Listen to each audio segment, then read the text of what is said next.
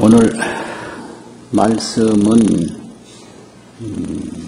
불교의 도덕과 행복, 불교의 도덕과 행복의 주제로 말씀을 드리겠습니다. 이제 오늘날에 와서 개인의 권리가 많이 늘어났습니다. 그래서 옛날에 비해서 사람의 개인의 권리, 이런 것들이 굉장히 늘어났어요. 그래서 아이들만 하더라도 옛날 아이들이 아닙니다, 지금은. 옛날에는 전적으로 부모에 의지해서 그 아이가 여러 가지가 결정됐지만 요즘에는 아이의 권리를 법으로 보장을 하고 있습니다. 아동보호법이라든지 아동 권리에 대한 법률이 상당히 많이 제정이 되어 있어요. 이래서 갈수록 개인의 권리가 자꾸 더 높아진다 이거죠. 그러면서 또 개인의 도덕도 자꾸 묻게 되어 있습니다. 권리가 보장된 만큼 개인의 윤리와 개인의 도덕도 묻지 않을 수가 없거든요. 그래서 근래에 자꾸 이 도덕이라는 말이 나와요. 도덕성이 희박하다, 도덕해이다, 도덕불감증이다 이럽니다. 그러면 불교에서는 도덕이라고 하는 것이 기본적으로 어떤 것인가, 여기에 대해서 일찍이 많은 논란이 있었습니다. 동아시아 이 문화 구조를 보면 유불이라고 그래가지고 유교, 불교가 중심이거든요. 거기다가 철학적으로 도교, 노장 사상도 있지만은 실제로 문화 주역은 유교, 불교가 이 중국이나 한국이나 일본의 중심 문화입니다. 그러다가 보니까 유교의 도덕하고 불교의 도덕하고 전혀 틀립니다. 그래서 유교에서는 불교에 도덕이 없다 이렇게 비난을 해요. 그게 왜 그런가 하니까 육아의 도덕이라고 하는 것은 천명에 순종하고 천명론을 가지고 있거든요. 태어나는 것도 하늘의 명령이요, 살아가는 것도 하늘의 명령이고, 또 복을 받는 것도 하늘의 명령이고, 천명. 그래서 모든 그 사람의 인품과 성격, 또 이런 것이 다 천품이다. 하늘이 준 거라는 거죠, 천품이라는 것은. 그래서 이렇게 천명에 순종을 해야지 역천을 하면 망한다는 거죠. 명심보감에서. 순천자는 존하고 천명에 순종하는 사람은 살아남고 천명을 거슬려서 역천을 하면 멸망을 한다. 그래서 이 순천이 그게 도덕입니다. 천리에 순응해야 된다 이거죠. 그리고 이제 태어나면서부터 국가에 태어나고 또 부모로부터 태어나니까 국가에 충성하고 부모에 효도하고, 이 충효가 유교의 도덕입니다. 그럼 천명에 순응한다는 건 구체적으로 뭐냐? 사람이 태어날 때부터 하늘에서 인의 예지를 타고 태어났다라는 거죠. 인의 예지. 그래서 인의와 예지를 잘 따르면 그건 천명에 순종하는 것이고, 인의 예지를 따르지 않으면 천명을 거슬리는 것이다. 이렇게 돼가지고요. 그리고 충성과 효도를 잘 하면 그거는 도덕이 높은 것이고, 충성과 효도를 안 하면 그건 도덕이 없는 것이다. 이게 이제 유교의 도덕관입니다. 근데 불교는 그럼 어떠냐? 그런 쪽으로 보면 불교는 도덕이 없는 거예요. 출가를 해버리니까 나라에 충성하고는 관계가 없는 거죠. 또 또 출가를 해버리니까 부모를 모실 수가 없지 않습니까? 그래서 불교를 일러서 유교에서 무군무부라고 인군도 없고 군주도 없고 말하자면 부모도 없다. 그래서 무부요, 무군이다. 유교 관점에서 보면 불교는 국가가 없다 이거죠. 군왕이 없다. 또 부모가 없다. 아주 불효다. 이렇게 비난을 해요. 그래서 불교는 군주도 없고 부모도 없는 그런 가르침이라고. 그래서 이제 이렇게 되는 것은 인류가 행복하기 위해서 여러 가지 교설 체계를 만들었는데 그걸 문화라고 합니다. 문화. 서양에서는 서양 사람들이 행복하기 위해서 여러 가지를 가르치고 설명하고 교설 체계를 만들었고 동양에서는 동양에서대로 이제 행복하려고 교설 체계를 만들었는데 그 무엇을 강조하느냐 하는 그 구조 그 내용을 가지고 살아가는데 그걸 문화라고 그러거든요. 그럼 유교 문화적 구조에서 보면 불교는 분명히 도덕이 없는 거예요. 그거는 충효가 아니고 인간의 마음을 천명이라고 절대 안 보죠. 그러니까 순천이 아니다 이거지. 그럼 불교의 도덕이라고 하는 것은 뭐냐? 불교의 도덕은 자각, 각타하는 것이 불교의 도덕입니다. 뭐 충성이나 하고 효도하는 것은 불교에서 의미가 없어요. 그것은 그렇게 해봤댔자 결국은 윤회고를 면할 수 없다. 윤회의 되풀이일 뿐이다. 이렇게 보는 거예요. 그래서 문화구조가 전혀 다르다는 거죠. 그럼 금생에도 또 윤회를 하고 내생에도 또 윤회를 하고 생자필멸이여 난자는 반드시 죽고 해자정리라 만난 자는 반드시 헤어진다. 그러니까 이런 윤회를 면할 수가 없는 게 충효의 도덕이라는 거죠. 그러면 불교는 뭐냐?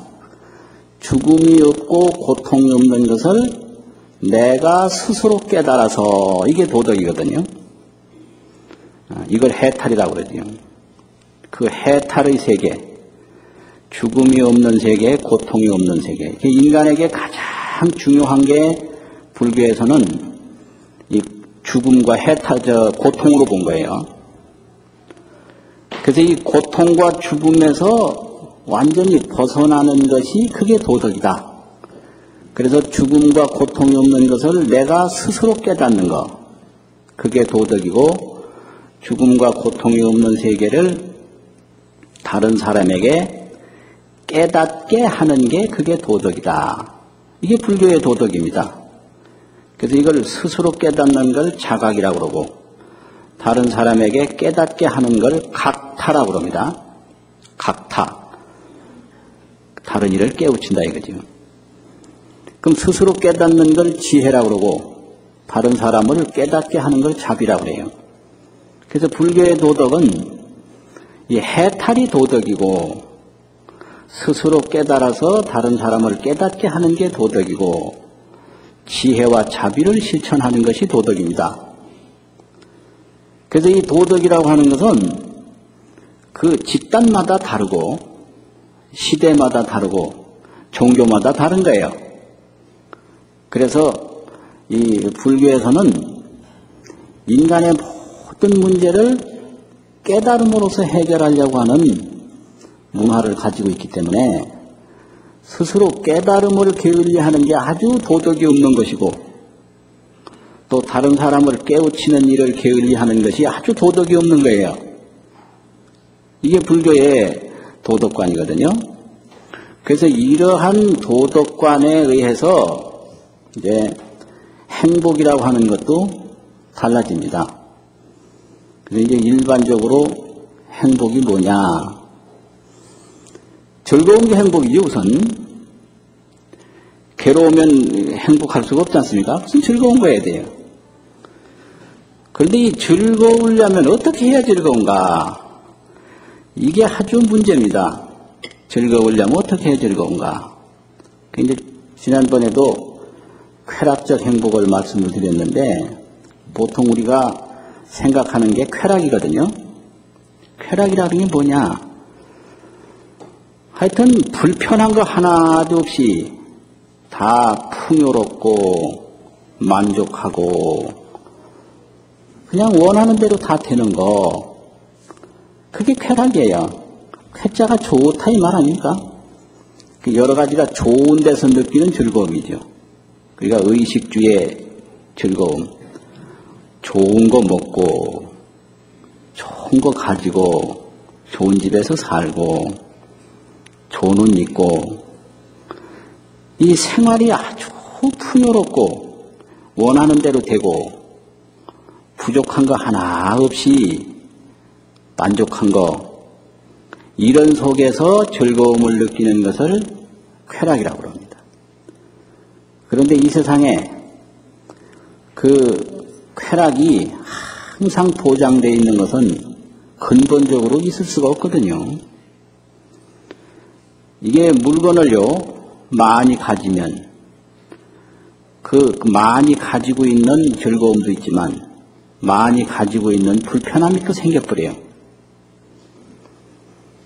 그래서 이 쾌락 속에는 사람으로부터 얻는 쾌락도 있고 물질로부터 얻는 쾌락도 있고 건강으로부터 얻는 쾌락이 있는데, 이제 자기 몸과 다른 사람과 물질과 이 세 가지가 있어야 돼요.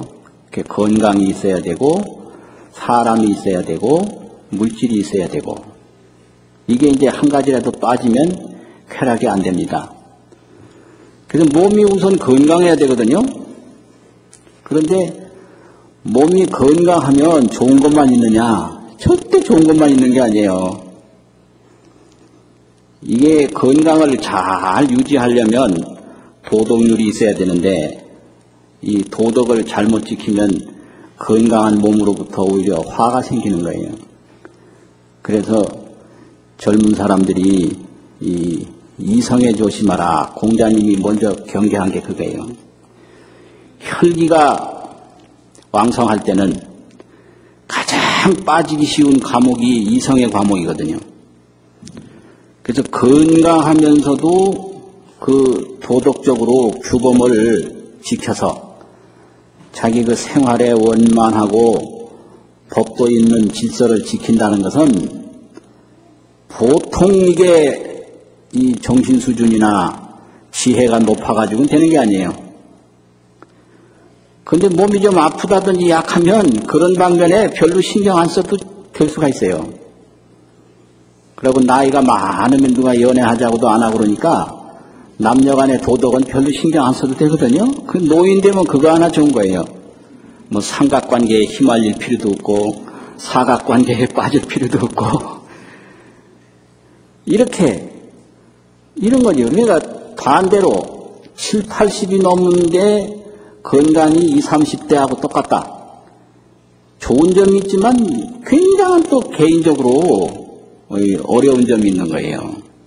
그래서 나이가 많으면 나이 먹은 짓을 해야 되는데, 이제 주민등록은 나이가 많은데 행동하는 짓은 철부지 젊은 사람하고 다를 바 없다. 이 문제가 있는 거거든요.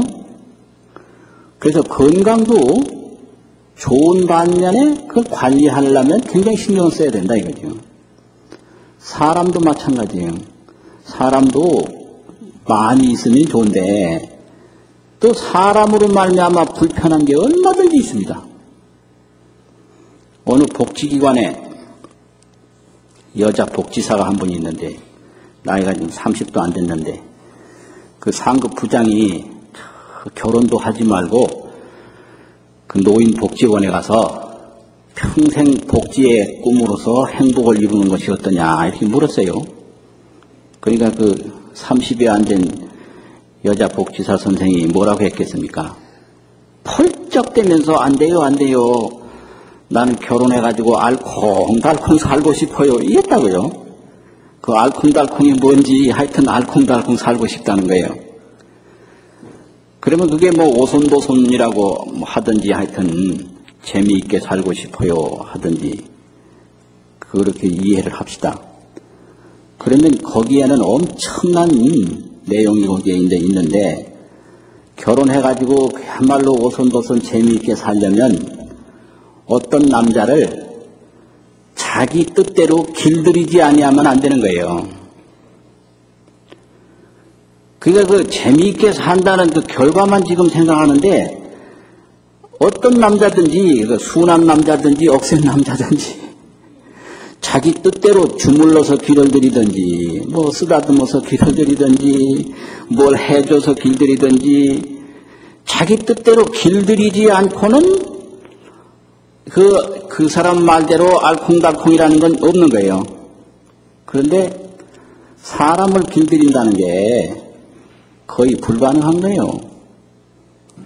우리 어머니가 나를 낳아서 키웠는데 내가 어머니 뜻 안 따르고 지금 엉뚱한 데 와 있잖아요. 자기가 낳아서 키운 자식도 길을 못 들이는데 오다 가다 만난 사람을 어떻게 그래 자기 마음대로 알콩달콩 잘 살 수 있도록 길을 들입니까? 그래서 사람을 이제 잘 만나는 게 참 좋은 건데, 사람으로부터 기쁨을 얻는데 이 사람에게서 또 느끼는 고통이 많다. 또 물질로부터 얻는 기쁨이 있는데 이 물질로부터 또 얻는 고통이 많다. 이게 세상이거든요. 그래서 이렇게 쾌락에는 반드시 대가를 치르게 돼 있고, 쾌락은 그만큼 좋은 면도 있지만 좋지 않은 면도 있다 이거죠. 그런데 사람들은 그 쾌락주의 행복에서 좋은 것만 항상 생각하고 좋은 꿈만 꾸는 거예요. 그런데 그건 마치 계속 사는 희망을 가지고 살다 보니까 사는 건 어디 가버리고 죽음이 딱 앞에 온다 이거죠. 그게 바로 이 삶의 모습과 같은 거거든요. 그래서 이런 쾌락주의 행복을 이제 불교에서는 이걸 뭐라고 그러냐. 이 복이라는 말이 있는데요. 복이라는 게 뭔가? 좋은 건 전부 복입니다. 좋은 거. 그래서 복이 100가지라고 그래서 백복이라고 그러고, 복이 10,000가지라고 그래서 만복이라고 그래요. 만복이 구름처럼 일어나게 해 주십시오. 이렇게 축원합니다. 만복 운흥이라고. 또 백복 구족이라, 백복이 다 갖추어졌다. 그래서 백복이 구족하고 만복이 운흥하고, 그래서 이런 복을 기원하거든요. 그래서 이러한 복에서 느끼는 즐거움을 복이라는 복자하고 즐거울 낙자하고 복락이라고 그래요. 복락. 그래서 무진복락 누려지이다. 끝없는 복락을 누리고 받기를 바랍니다. 이런 뜻이거든요. 근데 이 복이라고 그러는 것이 다 건강도 좋고 사람도 많고 물질도 넉넉하고 이런 게 다 복락인데, 이 복만 가지고 살다 보면 이렇게 많은 장애도 생기고 헤어짐도 생기고 어려움이 생기는 것이 현실인데, 중생들은 그걸 모른다. 마치 사람을 볼 때 이 모양만 보고 그림자를 못 보는 것과 마찬가지다 이거죠. 그래서 이제 서가모니 부처님이 이것만 가지고는 안 된다를 아신 거예요. 그게 뭐냐 그러면 그게 깨우침이에요. 깨달음. 그 복이 왜 필요하냐. 오래 살고 즐겁게 살기 위해서 복이 필요한 거거든요. 그래서 인간은 항상 그 죽음에 대한 공포가 있어요. 죽음. 이게 아주 태어날 때부터 문제예요. 죽음에 대한 두려움, 또 여러 가지가 부족한 것에 대한 고통. 그래서 이 두려움과 고통이 사람의 마음을 항상 따라다녀요. 이 공포와 고통, 두려움, 괴로움 이런 게요. 그래서 부처님이 이걸 놔두고는 아무리 오래 살아도 이 면할 수가 없다. 이걸 이제 아신 거죠. 그래서 오늘날도 보면은 그 수명장수 그랬는데 요즘에 사회 문제가 워낙 심각하니까 오래 사는 거를 그렇게 또 좋게 안 보거든요. 그게 오늘날의 도덕이에요. 그래서 옛날에는 백수하십시오 그러면 좋아했는데 요즘에 그냥 백수하십시오 그러면 덮어놓고 살라고만 하면 어쩌냐 이렇게 묻게 돼요. 그렇지 않습니까? 굉장히 이렇게 도덕률이 달라진다 이거죠. 그런데 이 수명장수, 복덕구조 이걸 추번해서 계속 지금도 하고 있습니다.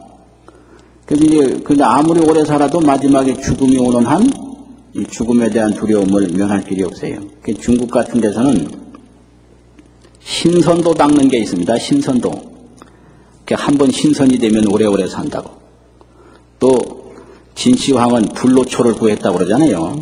그래서 신선도, 불로초, 뭐 오래 살고 이런 거 있는데 부처님은 그걸 가지고 해결하려고 하는 게 아니고 죽음이 없다라는 걸 깨달음을 통해서 죽음의 문제를 해결하는 게 불교입니다. 뭐 불로초 먹고 해결하는 게 아니고요. 신선도 닦아서 해결하는 게 아니고 예, 또 자식을 낳아서 해결하는 게 아니고 죽음이 없는 것을 깨달음으로써 해결하는 거죠. 그리고 다른 사람에게도 죽음이 없는 것을 깨우침으로써 그 자기의 도리를 다하는 게 그게 불교의 도덕이거든요. 그런데 이제 오늘날 그 일반적으로 보면 복락을 제일로 삼기 때문에 그 지혜로서 즐거움을 느끼는 그런 깨침의 행복은 잘 모르거든요. 그래서 불교의 행복론이라고 하는 것은 복락과 그 깨침의 즐거움 그걸 합한 것이 불교의 행복론입니다. 그래서 그 죽음이 없는 것을 깨닫게 되면 죽음에 대한 두려움이 전혀 없기 때문에 편안해져요. 그래서 이걸 편안할 안자 안락이라고 합니다. 안락. 그래서 안락한 상태를 얻으면 죽는 순간에도 두려움이 전혀 없다. 그게 열반이거든요. 모든 고통의 불이 다 꺼져서 이 죽는 순간에도 두려움이 전혀 없다. 그래서 서가모니 부처님 돌아가실 때 편안하게 돌아가셨다고 그래서 열반에 드셨다 이러지 않습니까? 그게 불교예요. 그래서 불교는 좋은 거 먹어가지고 오래 산다든지 뭐 그렇게 신선도를 한다든지 또 자식을 낳아서 마음대로 자기 혈통을 보존하는 걸로서 삶의 의미를 찾는다든지 그런 게 아니거든요. 혈통주의도 아니고 뭐 장수를 제일로 하는 게 아니고 깨달음으로써 모든 고통과 이 두려움으로부터 편안함을 얻는 그것이 편안할 안자 안락이다 이거죠. 또 안락은 뭐 언제나 즐거울 수가 있는데 그걸 상락이라고 그래요. 항상 상자 즐거울 낙자. 이제 복락은 가지면 즐겁고 못 가지면 즐겁지 않고 이게 복락이거든요. 사람과 건강과 물질로부터 오는 즐거움이다 이거지. 그래서 몸이 건강할 때는 즐겁고 건강치 않을 때는 괴롭고 이게 이제 복락인데 상락은 지혜로서 느끼는 즐거움이니까 몸이 늙을 때도 즐겁고 죽을 때도 즐겁고 뭐 혼자 있을 때도 즐겁고 항상 즐거운 게 이게 상락입니다. 이게 극락세계예요. 극락세계. 그래서 안락, 상락, 극락 이제 이러한 세계를 얻는 게 불교의 행복론이다 이런 얘기입니다. 그런데 이제 일반적으로는 행복하려면 어떻게 되느냐? 이제 뭐든지 손해나는 일을 하지 말고 이익되는 일을 해야 된다. 그 이익이라는 게 뭐냐? 내 몸 건강한 거, 자기가 원하는 사람 많이 만나는 거, 물질적으로 도움이 되는 거, 이걸 이익이라고 하거든요. 그렇게 위해서 자기 나름대로 노력을 하는 거예요. 근데 그 노력하는 방법이 요즘 문화 상식으로 보면 여러 가지가 있는데요. 첫째, 이제 나이 많은 사람들이 하는 방법을 경험주의라고 합니다. 경험주의. 경험주의라는 게 뭐냐? 옛날부터 이렇게 해왔는데 그대로 하니까 되더라. 그 옛날서부터 해오던 방식대로만 하는 게 경험주의예요. 나이 든 사람이 백발백중 이 경험주의에 빠져들어갑니다. 사람이 바뀌었고 세월이 바뀌었고 장소가 바뀌었는데도 전라도에서 하던 방식을 경상도에 가서도 하고 경상도에서 하던 방식을 전라도에 가서도 하고 어른한테 하는 방식을 아이들한테도 하고 이게 경험주의예요. 어제 그랬으니까 오늘도 그러면 되겠지.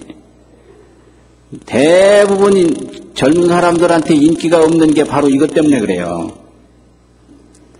50년 전에 하던 방법을 지금도 하려고 그러거든요. 이게 경험주의라고 해요. 이거 반드시 이게 안 됩니다, 이게.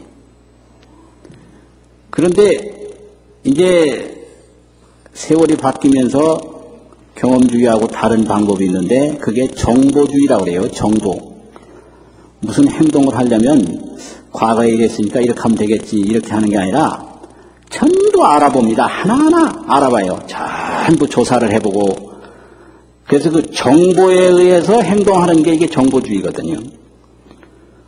그러니까 김포공항이라든지 인천공항에 비행기를 타러 갈 때도 어제까지 잘 떴으니까 가겠지. 그래 가면 이게 경험주의예요. 노인들이 대략 그렇게 하더라고요. 서울역에 기차를 타러 가는데 그냥 오시는 거예요. 가면 타겠지. 이게 경험이거든요. 그런데 그렇게 하면 안 되죠. 젊은 사람들은 전부 미리 알아보고 예약을 하고 간단 말이에요. 이게 정보주의거든요.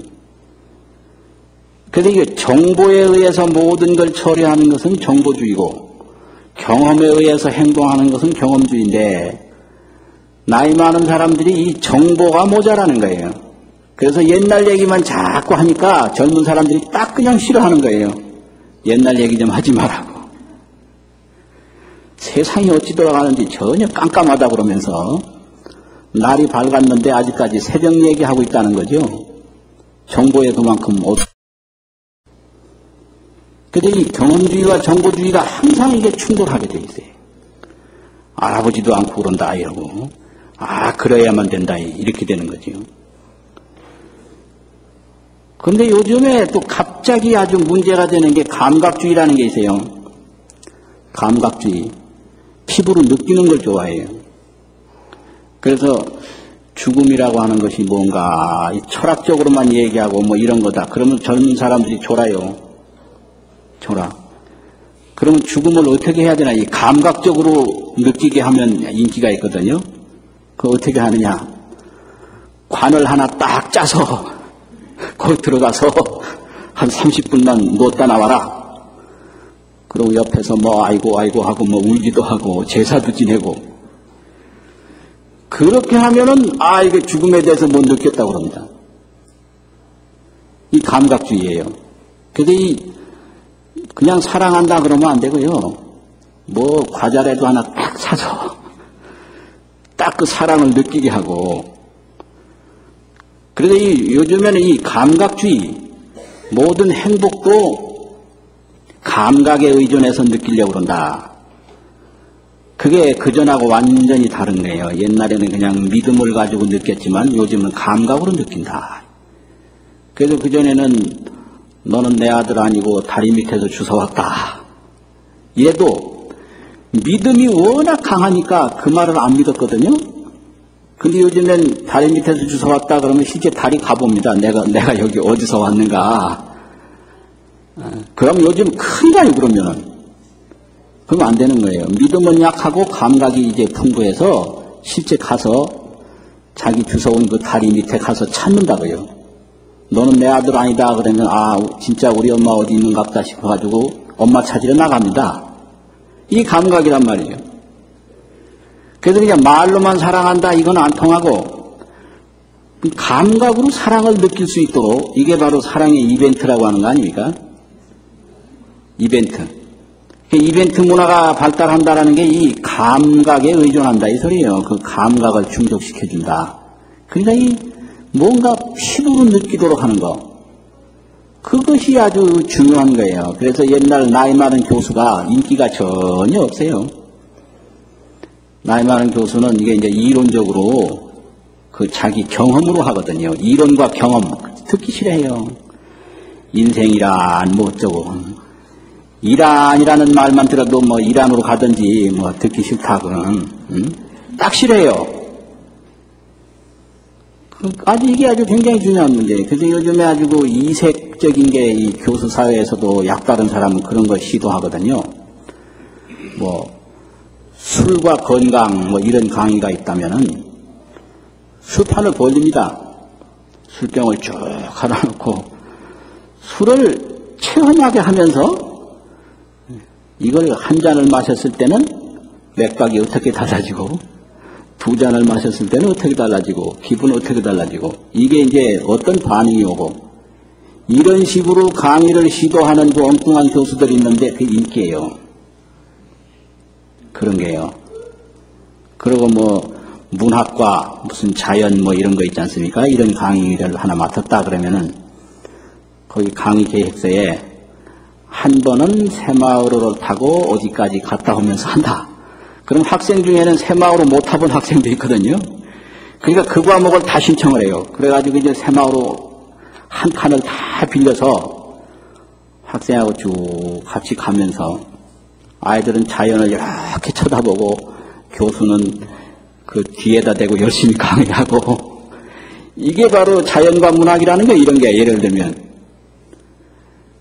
그래서 요즘의 항복은 하여튼 뭐 입으로 느끼고 눈으로 느끼고 몸으로 느끼는 이런 감각주의 음악도 그냥 평범한 가창은 아무 인기가 없고 아주 이 음성을 막 감고 짓지고 이기고 붙여서 이렇게 이 감각에 호소하는 음감을 얼마나 잘 내느냐 이런 이제 가수들이 오늘날 살아남고 옛날식으로 목으로 부르는 가수는 안 돼요. 이제 다 사라지는 거예요. 그 뭐냐 아주 그냥 감각으로 부르는 가수라야 오늘날 감각 시대에 살아남는 거지요. 그래서 요즘에 그 노래 부르는 거 보면요. 저건 소리도 아니고 진이기는 것도 아니고 소리를 완전히 떡을 쳐서 문지르고 비비고 으깨가지고 아주 귀를 불편하게 만드는 게 옛날 사람들의 감각인데 신세대는 그게 아니거든요. 이렇게 돼 있다고요. 그게 감각주의예요. 그리고 또 수량주의라고 하는 게 있는데 수량주의가 뭐냐? 미래를 설계하고 기획하는 게 그게 수량주의예요. 어느 정도 성장하면 어느 정도 발전한다. 어떻게 되면 뭐가 어떻다. 이게 전부 기획하는 사람들은 전부가 이게 수량주의입니다. 숫자적으로 확보가 돼 있으면 행복할 줄 알고 전부 이게 집을 짓는 것도 이게 수량화하지 않으면 이런 설계가 나오질 않는 거예요. 도로도 그렇고 앞으로 행복을 설계하는데도 수입이 어느 정도 되면 어느 정도 되고 뭐 이렇게 돼가지고 이게 수량주의에 우리가 미래를 맡길 수밖에 없는 겁니다. 이게 수량주의예요. 모든 그 기획처 기획관리실에서 하는 것은 숫자 노름이거든요. 이제 이런 거에 의존해서 행복을 얻으려고 하는데 이런 것은 한마디로 말해서 복락의 행복이죠. 복을 많이 수용하면 행복하다라는 거예요. 그런데 아무리 이걸 해도 죽음에 대한 두려움은 면할 길이 없다. 또 그런 복은 좋은 것이 있으면 나쁜 것이 있고 그 그림자가 반드시 있는데 그 문제는 속수무책이다라는 거죠. 그래서 여기다가 하나 더 보태서 지혜의 행복, 그 지혜의 편안함까지 갖추고 있어야 언제나 행복할 수 있다 이거죠. 편안한 행복을 누릴 수 있다. 상락, 안락을 누릴 수가 있다. 이제 이런 거예요. 그리고 어떤 사람이 잠자리만 옮기면 잠을 못 잔다 그래요. 이 사람이 편안해지려면 어떻게 편안해지겠습니까? 하여튼 잠자리만 옮기면 잠을 못 잔대요. 이건 마음에서 오는 거거든요. 마음에서. 이 사람한테 아무리 잠자리를 잘 만들어줘도 편안하게 잠잘 수 없어요. 마음이 확 열리고 넉넉한 사람은 길바닥에서도 자거든요. 근데 왜 딴 집에 가서 왜 못 잡니까? 그래서 이 사람이 편안한 잠을 자기 위해서는 어느 집에 가든지 가는 곳마다 온갖 장식을 잘 해놓는다고 해서 절대 되는 게 아니고 어디서든지 잠잘 수 있는 마음의 훈련을 해야만 되는 거예요. 이게 안락입니다. 안락. 그 어떤 사람은 또 저녁만 되면 무섭다고 그래요. 그럼 이 사람을 안 무섭게 하려면 어떻게 해야 되겠습니까? 항상 옆에다 사람을 세워놓으면 될까요? 안 돼요, 이래도. 그럼 저녁만 되면 무서운 사람을 편안하게 하려면 저녁이 돼도 무섭지 않을 정도로 훈련을 해야 돼요. 이게 바로 그 복락과 이 지혜로부터 얻어지는 안락을 겸해야만 행복할 수 있다라고 하는 증거죠. 그 전에 어떤 사람이 있었는데 무서움을 굉장히 많은 타는 사람이 있어요. 근데 이 사람이 이제 깊은 산중에 사는데 저녁만 되면 무서워서 그냥 꼼짝을 못하는 거예요. 근데 마침 그때는 아무도 없고 그 절에서 혼자 있게 됐다 그래요. 그게 하도 무서워가지고 도저히 잠은 잘 수가 없고 그래서 죽을 힘을 다해서 법당에 가가지고 신묘장구 대단한 일을 읽었다는 거예요. 그러니까 잠은 어차피 잘 수가 없으니까 밤새도록 읽고 또 밤새도록 읽고 그래서 사흘 저녁을 혼자 거기서 세우는데 사흘 저녁을 꼭 초저녁부터 새벽까지 이 다란이를 외우면서 세웠다는 겁니다. 그런데 이제 마지막 사흘 저녁 새벽쯤 되니까 온몸에서 땀이 그냥 소나기처럼 내리더라는 거죠. 그러고 나서는 시원해지는데요. 그 후로는 밤중에 아무리 혼자 있어도 아무리 산길을 가도 전혀 무서움을 못 느꼈다 이거예요. 이런 겁니다. 이래서 그 두려움이라든지 무서움이라든지 이런 게 이게 어디서 오는 건가? 마음에서 오는 거예요. 그래서 행복할 수 있는 마음의 훈련이 있어야 행복할 수 있는 것이지 밖으로 환경적인 것만 자꾸 잘 만들어가지고는 행복하기가 어렵다 이런 거죠. 그래서 부처님은 그 지혜의 행복과 복락의 행복 이것을 가르친 거예요. 그래서 실질적으로 보면 이 고통이라고 그러는 게요. 마음에서 오는 겁니다. 요즘 젊은 사람 만나면 그런 얘기를 해요.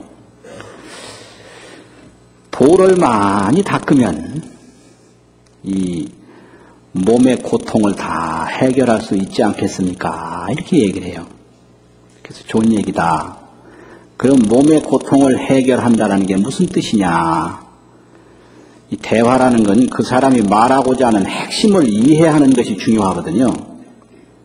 그래서 상담에 제일 중요한 것이 말하는 의도, 말하는 뜻을 이해하는 게 그게 아주 첫째예요. 근데 노인들 보면 경험적으로 자기가 중요하다고 하는 것만 자꾸 이야기해주는 노인들이 있어요. 그런 노인들은 젊은 사람이 한 번 딱 만나고는 다시 안 만나려고 그럽니다. 그 어떤 노인 좋아하냐? 노인이라도 그 젊은 사람들이 무슨 말이 하고 싶은지 그 젊은 사람의 말을 자세히 듣는 훈련을 자꾸 해야 되고 그 젊은 사람의 말 뜻을 이해하는 노인들이 인기가 있어요. 근데 무슨 말 하려고 그러는지 전혀 모르고 자기 말만 자꾸 좋은 말 해준다고 그러면서 나중에 아무개 만나가지고 내가 좋은 말 많이 해줬다 이래요. 그 사람은 좋은 말로 들린 게 아니고 그날 아주 고통스러운 날로 기억될 거예요. 아주 고통스러운 날로. 그게 안 되거든요. 그래서 이제 도를 많이 닦으면 그 몸의 고통은 다 해결될 수 있지 않느냐. 그럼 그 해결한다는 게 뭔가? 도 닦은 사람은 하나도 안 아픈 거 이걸 생각하고 있더라고요. 도 닦은 사람은 전혀 아픈 게 없어야 된다. 이거예요, 결국. 그럼 서가모니 부처님도 전혀 안 아팠을까요? 여러분 어떻게 생각하십니까? 도 닦으면 아무리 병이 오고 늙어도 안 아플까요? 이게 중요한 문제입니다, 이걸. 이제 도 닦으면 전혀 안 아프냐 이거예요. 아파요, 아파. 아픈 거예요. 그런데 아픈데 그 아픈 성격이 다른 겁니다. 아픈 성격이. 그럼 보통 사람은 아픈 것보다도 그 자기 마음으로 아픈 게 더 심각한 겁니다. 몸이 아픈 것보다도. 마음이 아픈 게 더 아주 무서운 거예요. 그럼 보통 사람은 이제 내가 아프다. 그럼 나는 이제 죽겠구나. 근데 나는 더 살고 싶다. 근데 내가 왜 이렇게 억울하게 죽어야 하는가?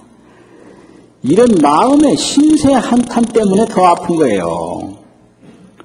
몸이 좀 어디 쑤시는 거 이거 아무것도 아니에요. 내가 지금 억울하게 죽는다. 나를 좀 도와줄 사람들이 왜 없느냐? 야속하다. 나의 도움 많이 받은 사람이 어딘지 다 도망갔다.